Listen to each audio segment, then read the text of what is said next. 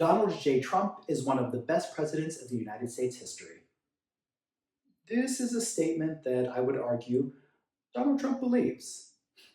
In a November 2018 interview with Fox News Sunday, when asked where he places himself in the pantheon of past United States presidents, including luminaries such as Washington, Lincoln, and FDR, he responded, "I hate to do it, but I will do it.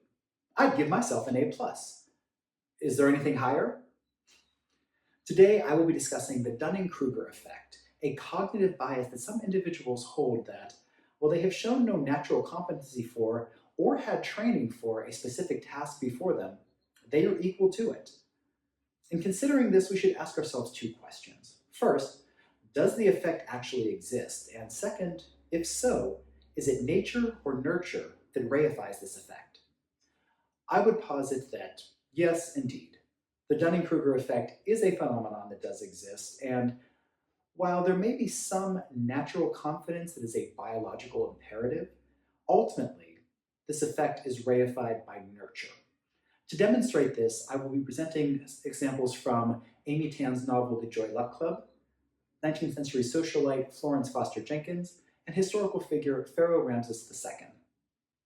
In my first example, Amy Tan's novel Joy Luck Club, we look at the character of Jing Mei Wu. In this scene, she is seated at a piano in a recital hall. In front of her is a piece of classical music that she has neither studied nor practiced. But what we learn is that Jing Mei's mother believes in the idea of Asian American exceptionalism, and that her daughter is a child prodigy. Jing Mei believes this as well, and that somehow her gifts, her talents, will spontaneously manifest themselves in the time of need. In this time of need, they did not, and she is left sitting bereft and quite embarrassed. Because we're speaking of music, the next example continues in that vein with socialite Florence Foster Jenkins, a lover of the arts, specifically of classical music, and certainly the opera, so much so that she wanted to be an opera singer. And so she was, in the privacy of her own home.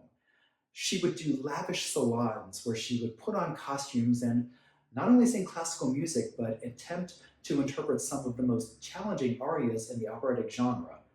But she surrounded herself with friends, other artists that she patronized, foundation members, club members that relied on her generosity as a wealthy woman. So she was never told she couldn't sing. It wasn't until her 77th birthday where she commissioned a public concert at the Carnegie Hall, a sold-out concert that was roundly ridiculed by critics and theatergoers alike. Coincidentally, 5 days later, she died of a heart attack.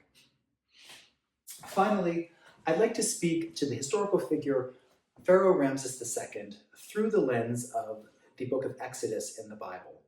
For those unfamiliar, in this book, it is the story of how the Israelite tribes were enslaved by Egyptians, and Moses, speaking as a mouthpiece for Israelite God Yahweh, came to the Pharaoh and demanded the release of his people.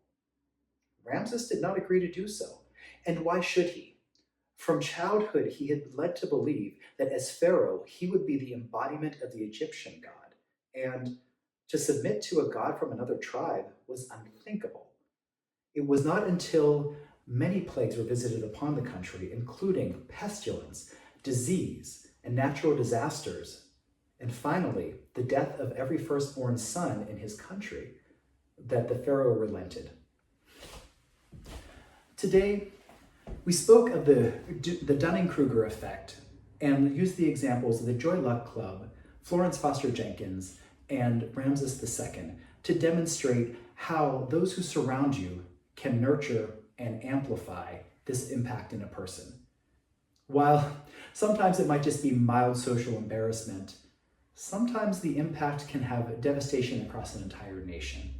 Especially in this time of self-isolation during the COVID virus, we can find ourselves in an echo chamber of individuals who only tell us what we want to hear about ourselves, our actions, our talents.